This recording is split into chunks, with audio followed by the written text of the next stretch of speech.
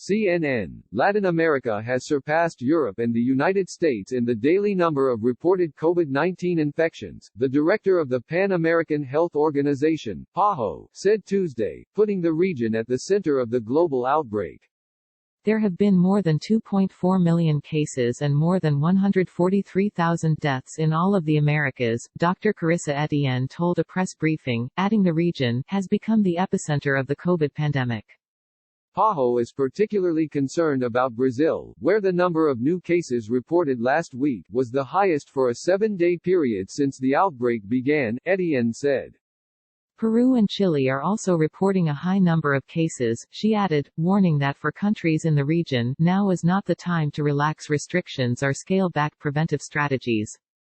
Peru and Chile are among the region's worst hit. They now hold the world's highest infection rates per capita over a 7-day rolling average, according to Our World in Data (OWID), an independent statistics website headquartered at Oxford University. On Tuesday, Chile had 77,961 infections and 806 deaths since the outbreak began. 2 members of its government, Minister of Energy Juan Carlos Jobet and Public Works Minister Alfredo Moreno, tested positive for the virus on Monday after showing mild symptoms. Brazil overtook Russia over the weekend to become the country with the most confirmed cases of COVID-19 after the United States, according to Johns Hopkins University figures.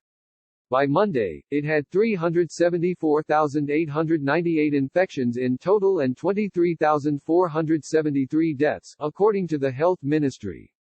Now is the time to stay strong, to remain vigilant, and to aggressively implement proven public health measures. We have learned from other regions, we have learned what works and what doesn't, and we must continue to apply this knowledge to our context, Etienne said. Brazil's crisis. These grim milestones come hours before a U.S. travel ban for Brazil comes into effect at 11:59 p.m. Eastern Time Tuesday night. It will limit the entry of any foreign nationals, including Brazilians, who were in the country within the past 14 days. São Paulo Governor João Doria told CNN that the ban may affect diplomatic and economic relations between both countries. Brazil's President Jair Bolsonaro greets supporters on May 24.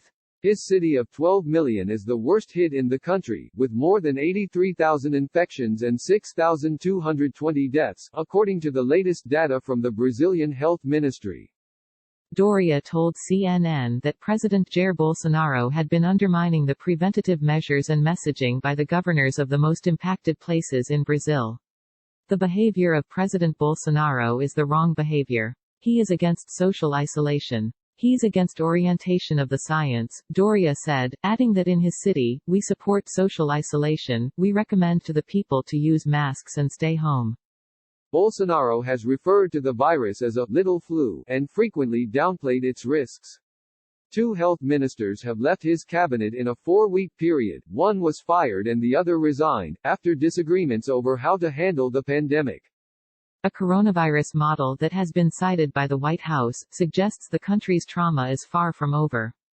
Analysis from the Institute for Health Metrics and Evaluation (IHME) at the University of Washington projects there will be 125,833 deaths by August 4, with a possible range as low as 68,311 and as high as 221,078.